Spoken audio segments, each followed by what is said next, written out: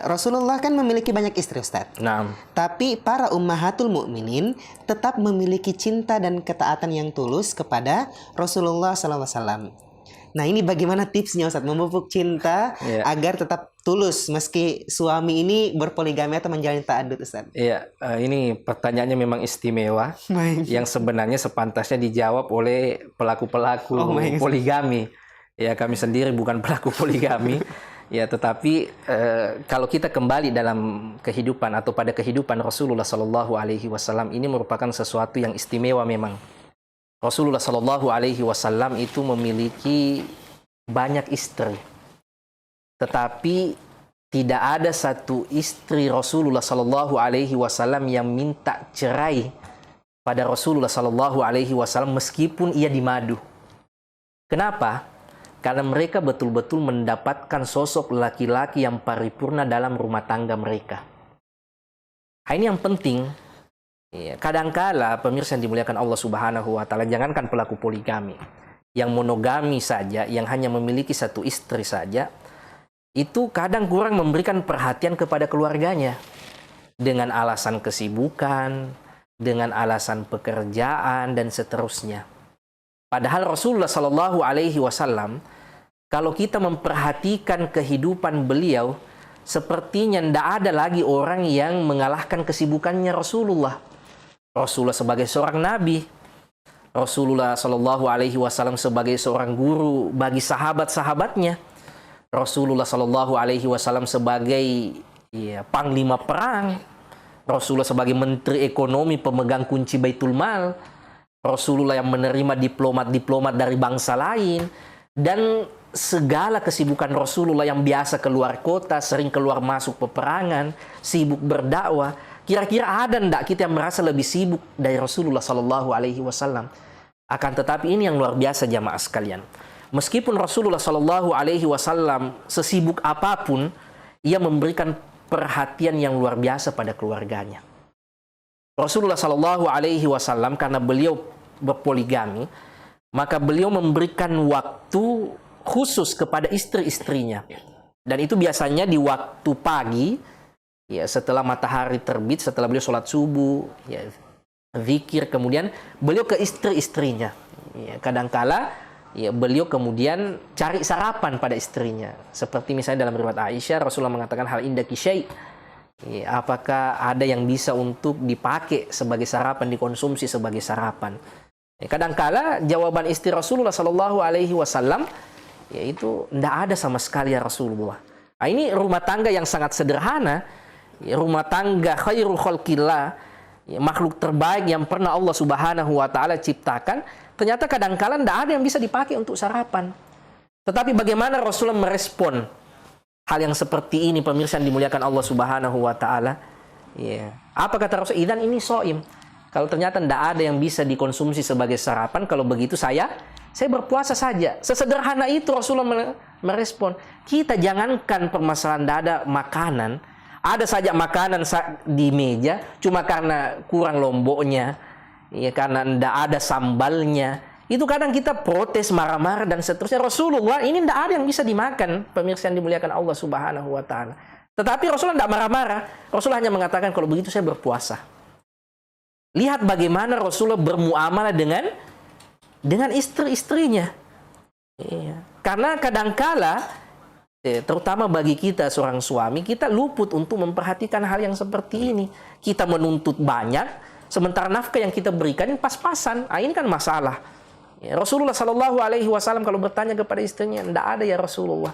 Kalau ada, seperti dalam riwayat Aisyah yang lain, beliau pernah menyimpan hadiah makanan dan ia konsumsi bersama dengan Rasulullah. Ia tangguhkan, ia tahan dirinya untuk mengonsumsi hadiah tersebut sampai ia bisa makan dengan Rasulullah Shallallahu Alaihi Wasallam esok harinya.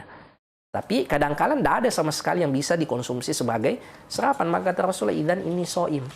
Ini yang penting dari aspek suami yang berpoligami. Jangan sampai setelah poligami perhatiannya berubah kepada istrinya. Dia lebih cenderung kepada istri barunya. Kemudian ia tidak adil membagi waktu malam, perhatiannya tidak berimbang dan seterusnya. Ini yang harus dihindari para pelaku poligami. Yang kedua, Rasulullah Shallallahu Alaihi Wasallam itu biasa mengunjungi istrinya di waktu setelah sholat asar.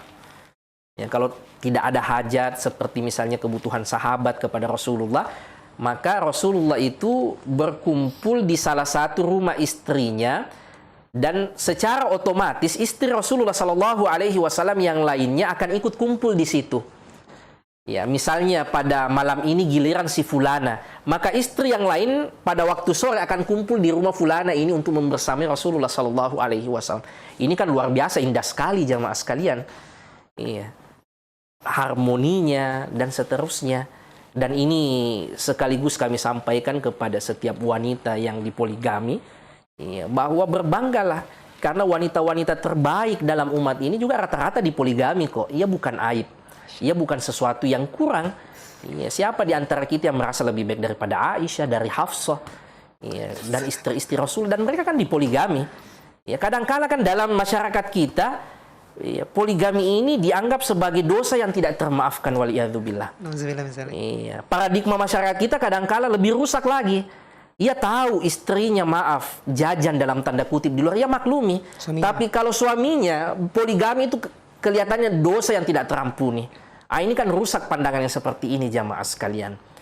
Ya, jadi seperti itu Rasulullah di waktu sore hari, ya, ia mengelilingi istri-istrinya, atau ia berkumpul di rumah salah seorang istrinya, dan istri yang lain kemudian datang. Mereka ngobrol, membicarakan tentang bagaimana anak-anak mereka, bagaimana kehidupan mereka. Ini kan luar biasa sekali jamaah sekalian. Kalau ya ini bisa diterapkan dengan baik. Namun kadangkala dalam poligami ini yang merusak sebenarnya bukan para pelaku poligami, baik suami maupun istri-istri, tetapi orang luar. Ya, sebenarnya suami istri ini akur-akur saja, tetapi ada orang-orang dari eksternal rumah tangga ini yang ngompori. Kok suamimu begitu? Kok kamu terima di poligami? Ya, apa pekerjaan suamimu sampai nikah lagi? Padahal sebenarnya rumah tangga ini aman-aman saja. Tapi karena dikompori dari orang luar, maka akhirnya menjadi istrinya ini terbawa perasaan. Ia akhirnya pulang marah-marah dan seterusnya. Ya, maka ini bagi orang-orang yang biasa memasuki rumah tangga orang lain, hendaknya bertakwa kepada Allah Subhanahu wa Ta'ala. Jangan-jangan gara-gara kita kemudian rumah tangga orang lain menjadi hancur. Rumah tangga orang lain baik-baik, mereka mau poligami itu urusan mereka, mereka tidak bermaksiat, tetapi kita datang ngompor-ngomporin mereka, akhirnya yang awalnya harmoni sebenarnya tidak ada masalah, tapi gara-gara komentar kita, gara-gara ucapan kita, akhirnya mereka bercerai, mereka bertengkar. Ini kan fatal jamaah sekalian. Ya, makanya Imam Ahmad mengatakan sepertiga dari akhlak itu adalah at-taghaful atau at-tajahul. Pura-pura tidak tahu, pura-pura tidak perhatikan urusan orang lain. Karena masalah kita sendiri kan banyak jamaah sekalian. Kita tidak pernah lepas dari problematika hidup. Ngapain urus rumah tangga orang, privasi orang? Kita mau masuk ke sana. Ya, yang bisa jadi karena kita, rumah tangga orang, bermasalah. Ya, jadi ini yang luar biasa pada diri Rasulullah Sallallahu Alaihi Wasallam, perhatiannya kepada istri-istri beliau. Meskipun di tengah kesibukannya, dan ini taksir kita, ini antara kelalaian kita. Ya, istri cuma satu, anak juga tidak seberapa, tapi kadang-kala perhatian kita tidak maksimal. Rasulullah Shallallahu Alaihi Wasallam, istri beliau banyak, anak beliau ada 7 orang, ya, tetapi beliau memberikan perhatian yang luar biasa. Iya, mengunjungi istrinya, menanyakan kabarnya, ada waktu, bayangkan setiap asar ada waktu bersama dengan keluarga-keluarga. Ya, sehingga keakraban itu terjalin, meskipun ya namanya mereka istri-istri manusia juga, ada di antara mereka yang cemburu. Tetapi disinilah peran suami yang berpoligami, bagaimana bisa meredam dan mengharmonikan hal yang seperti ini. Aisyah pernah cemburu kepada Sofia. Ya, Aisyah mengatakan, ya Rasulullah kafat Sofia kada, ya Rasul cukuplah. Sofia itu tingginya seperti ini, maksudnya Sofia itu orangnya pendek. Ya, namanya perempuan cemburu pada madunya, tapi kata Rasulullah, ya Aisyah laqad takalamti bi kalimatin law muzijat mima'il bahr lamazajathu. Wahai Aisyah, engkau telah melontarkan satu ucapan yang sekiranya ucapan itu dicampur di air laut, maka air laut itu akan menjadi rusak gara-gara ucapanmu. Air laut itu akan menjadi kotor gara-gara ucapanmu itu. Begini Rasulullah mendidik istrinya. Ya, cemburu boleh, tapi jangan sampai kemudian menjatuhkan kehormatan orang lain. Jadi seperti itu, ya, perhatian Rasulullah Shallallahu Alaihi Wasallam. Jadi perlu memang sikap-sikap yang berimbang dari pihak suami yang berpoligami. Ya, sebelum berpoligami hendaknya ya diperhitungkan segala sesuatunya.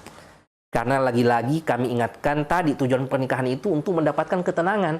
Orang kan menikah untuk tenang. Jangan sampai setelah poligami itu semakin gelisah, semakin stres, ya, semakin tidak tenang hidup. Nah, ini kan berarti ada masalah. Orang mau menikah itu mau tenang. Jangan sampai setelah menikah atau menikah lagi justru membuat hidup tidak lebih tenang. Maka sebelum menikah segala sesuatunya harus difikirkan, masalah finansial.